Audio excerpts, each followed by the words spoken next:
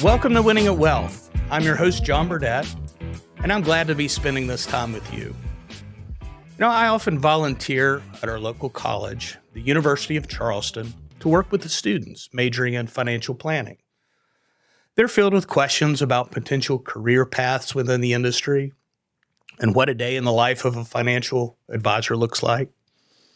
I also receive a lot of financial questions that might apply to the issues they're facing or feel like they will be shortly after graduation. I thought this may be a great opportunity to explore one of these questions on today's podcast. I really liked one question in particular because it was so open-ended. And the question was, if you could go back in time and tell your younger self anything financially, what would it be? I'm certain we'd all like the opportunity to go back and warn our younger selves of the financial pitfalls we would soon fall victim to. Of course, it's also true that the best teacher is often discomfort. Youthful exuberance can make wise words of advice seem out of touch. You definitely learn the lessons quicker when you're sitting in a dark room, unable to pay your electric bill. Upon reflecting on the question, 3 mistakes quickly came to mind, so I definitely want to touch on those today. I also want to be sure to add one thing in that I got right. Fortunately for me, the one thing I got right over time more than overcame the mistakes that were made. My first mistake was trying to move too fast.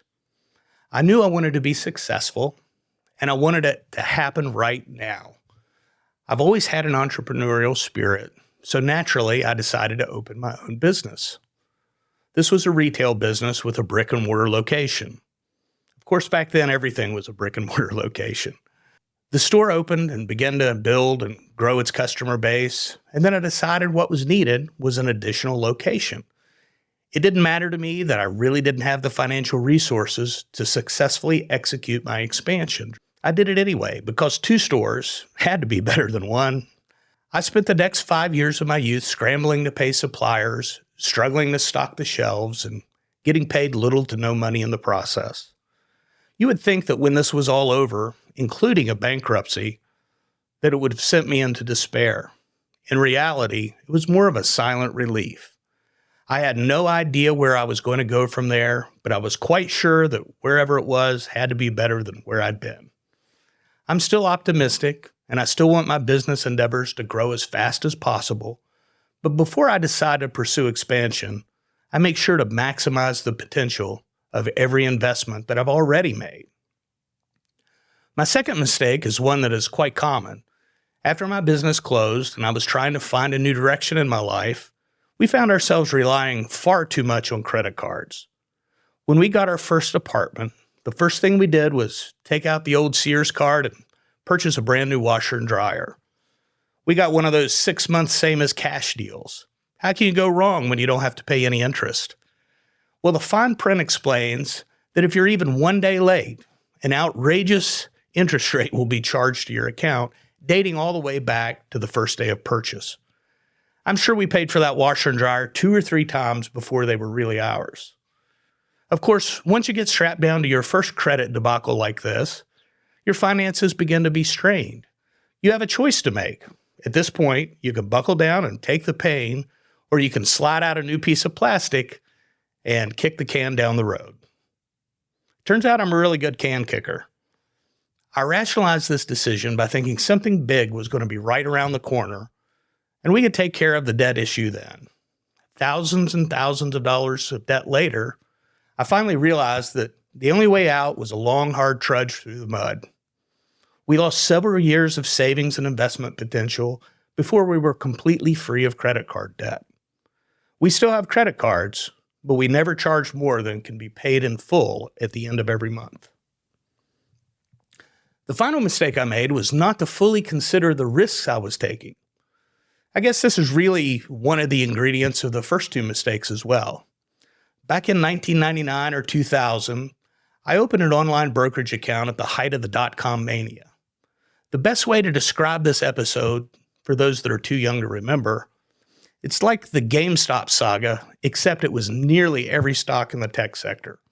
I could wake up in the morning and read a couple of tips from analysts and make 20% by the end of the day. I would buy and sell stocks throughout the day, and I rarely knew what the companies actually did. I felt like I was a pretty smart guy and that I had the Midas touch. In hindsight, winning seems so easy, that should have been a clue to be aware of the dangers lurking. When the dot-com bubble finally burst, there was nowhere to hide. All of the white-hot stocks were now ice cold, and many of the companies disappeared forever. Fortunately, I was never really deterred from making future investments after this experience, but I definitely learned to look at risk realistically and to focus on the fundamentals behind the investments I purchase. From these 3 financial mistakes that I made in my youth, you can begin to see how the 5 winning at wealth steps would have made these avoidable. By first having the proper money lens and understanding that wealth is created in the service of others, my business may have been more successful by focusing on my customers rather than chasing dollars by expanding. If I had a workable budget in place, I would have never found myself in consumer credit card debt. A fully funded emergency fund would have helped me avoid missed payments, late fees, and high interest rates. If I understood my investments and my goals properly, I would have allocated my money in a more prudent manner. And finally, if I had consistently focused on these steps, I would have avoided the years of struggle, and I would have found myself much further ahead financially than I am today. I try not to look back with too many regrets, because I'm not sure these lessons would have stuck so well if I hadn't experienced it firsthand. I like to think of this period of my life as paying tuition. There's one thing that I'm extremely grateful and feel very fortunate to have gotten right 30 years ago. I was lucky enough to find the right partner. I'm certain that my wife Amy has contributed more than anyone could ask to all the success we now share. I'm much more of a dreamer and a wild card, while she's dependable, realistic, resourceful, and willing to grind through the tough times. There's no way I could have pursued the ventures that I have now found success with if she had not been there as a steady hand to keep our family afloat. In our life, we've experienced together many of the things you say to each other in your wedding vows. We're hoping to hold off a little longer on that death do us part thing. Life can be rough going from time to time. Having the right person to share the journey with is a great blessing. Thanks so much for listening in and sharing your time with me today. I encourage you to send me your questions or topic ideas to john@winningatwealth.com. I hope you plan to join me every Tuesday for a new episode of Winning at Wealth podcast. Take care.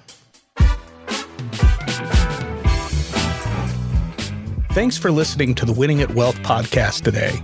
I'm John Burdett, your host, and I'd like to introduce you to the Winning at Wealth system. You can join the many others that have made the decision to take control of their financial life. You'll find resources and the support you need to write your own Winning at Wealth story. The Winning at Wealth system includes resources to answer questions on budgeting, debt management, savings, investments, insurance, real estate, and much more. You'll discover how money really works so you can have the proper perspective to make great financial decisions. The Winning at Wealth system also includes access to a private community and a monthly group Zoom with me. Take your Winning at Wealth step today for only $297 for the system and 3-month access to the private community. Join at winningatwealth.com. Meanwhile, you can find me at Winning at Wealth Podcast on Instagram, and I'll be back to chat here next week.